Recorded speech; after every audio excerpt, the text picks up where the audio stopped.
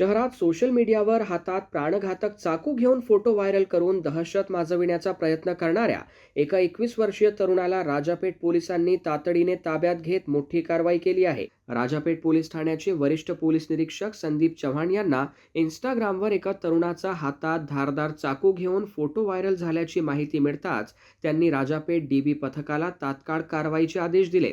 यानंतर सहाय्यक पोलीस निरीक्षक नितीन शिंदे यांच्या नेतृत्वाखालील पथकाने मांडवा झोपडपट्टी दसरा मैदान परिसरात सापळा रचून संकेत उमेश वानखडे याला ताब्यात घेतले. पोलिसांनी आरोपीची झडती घेतली असता त्याच्याकडून 13.8 इंच लांबीचा स्टील पात्याचा धारदार चाकू जप्त करण्यात आला.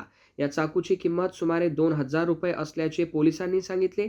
प्राथमिक तपासात आरोपीने हातात प्राणघातक शस्त्र घेऊन इंस्टाग्रामवर फोटो व्हायरल करून सर्वसामान्य नागरिकांमध्ये दहशतीचे वातावरण निर्माण करण्याचा प्रयत्न केल्याचे समोर आले आहे.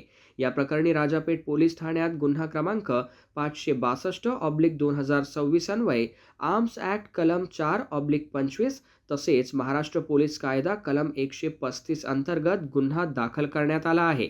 ही कारवाई पोलीस आयुक्त राकेश ओला, पोलीस उपायुक्त श्याम घुगे, सहाय्यक पोलीस आयुक्त संजय खताळे यांच्या मार्गदर्शनाखाली वरिष्ठ पोलीस निरीक्षक संदीप चव्हाण व राजापेठ डीबी पथकाने यशस्वीरित्या पार पाडली.